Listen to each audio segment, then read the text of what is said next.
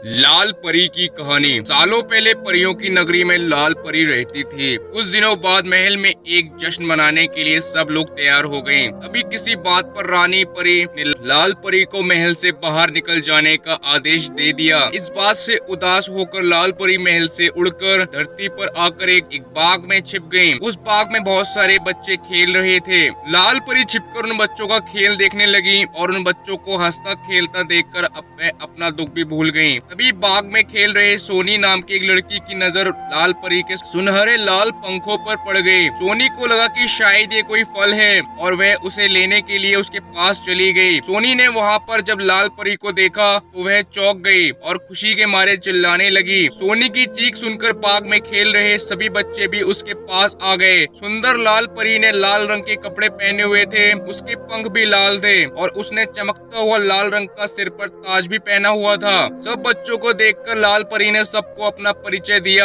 यह सुनते ही सारे बच्चे खुश हो गए और उछल कूद करने लगे। बच्चों ने दादी से कहानी में सुना था कि लाल परी सारी मनोकामनाएं पूरी करती हैं। इसी वजह से सारे बच्चे लाल परी को देखकर खुश हो गए और अपनी इच्छाएं बताने लगे। तभी चिंटू की इच्छा सुनने के बाद लाल परी ने अपनी छड़ी घुमाई और चिंटू हवा की सैर करके वापस जमीन पर आ गया। फिर लाल परी ने अपनी छड़ी घुमाई और एक रसीला ताजा आम सोनी के हाथों में आ गया। इसके बाद लाल परी ने फिर से अपनी छड़ी घुमाई और बाग के सभी फूल रोशनी में जगमगाने लगे। लाल परी के जादू देखकर सभी बच्चे बहुत खुश थे और लाल परी भी। परी महल में चल रहे उत्सव और महल में न रहने का अपना दुख भूल गई थी। इसके बाद जैसे ही फूलों का चमकना कम हुआ, आसमान के सारे तारे चमकने लगे। फिर बच्चों ने लाल परी से विदा लिया और अपने अपने घर जाने को तैयार हो गए। बच्चों के जाने के बाद लाल परी का मन फिर से उदास हो गया। लाल परी को उदास देखकर सोनी से रहा ना गया तो उसने उससे उसकी उदासी का कारण पूछ लिया। लाल परी ने सोनी को रानी परी की सारी बात बता दी। यह सुनने के बाद सोनी ने कहा, आपने कोई शरारत हरकत की होगी, तभी रानी परी ने ऐसी सजा दी है। मैं जब भी घर में शरारत करती हूँ तो मेरी माँ मुझे भी कोई न कोई सजा देती है। सफाई देते हुए लाल परी ने कहा, नहीं, मैंने कोई शरारत नहीं की थी। लाल परी की सफाई सुन मुस्कुराते हुए सोनी ने फिर से कहा, कुछ तो शरारत की होगी।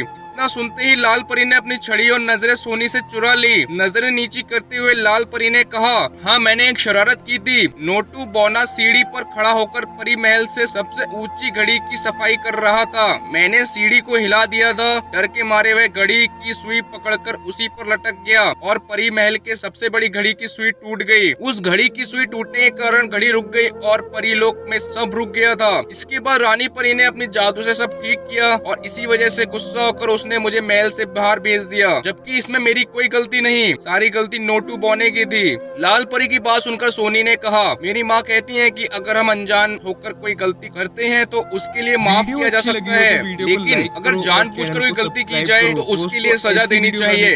अब आप ये बताएं कि क्या आप उस सीढ़ी को जानबूझकर हिलाया था या गलती से? लाल परी ने बहुत ही धीमी आवाज में कहा, जानबूझकर। क्या अगर मैं अब रानी परी से अपनी इस गलती के लिए माफी मांगूं तो क्या वो मुझे माफ करेंगी? सोनी ने कहा, हाँ बिल्कुल। मेरी माँ ने यह भी बताया कि अगर कोई कार्य सच्चे मन से किया जाए तो जरूर सफल होता है। इसके बाद लाल परी ने सोनी से कहा वह उसकी तरफ से उसकी माँ को धन्यवाद दे और अपनी जादुई जड़ी घुमाकर अगले ही पल सोनी को उसके घर पहुँचा दिया। सोनी की माँ के विचारों को सुनने के बाद लाल परी ने अपने में ठान लिया कि अब वह परीलोक की सबसे अच्छी परी बनेगी। इसके बाद उसने अपने दोनों पंख फैलाए और आसमान की तरफ उड़ चली। रानी परी से अपनी गलती के लिए माफी मांगने के लिए। फिर परीलोक पहुंचकर उसने सच्चे मन से अपनी गलती मानकर रानी परी से माफी मांगी और उन्होंने भी उसे माफ कर दिया। कहानी से सीख, बेवजह किसी को परेशान नहीं करना चाहिए और अगर अपनी किसी गलती के लिए माफी मांगना चाहते हो उसके लिए सच्चे मन से माफी मांग लेनी चाहिए। सच्चे मन से किया गया काम हमेशा अच्छा होता है। वीडियो अच्छी लगी हो तो वीडियो को लाइक करो और चैनल को सब्सक्राइब करो। दोस्तों, ऐसी वीडियो बनाने के लिए बहुत मेहनत लगती है।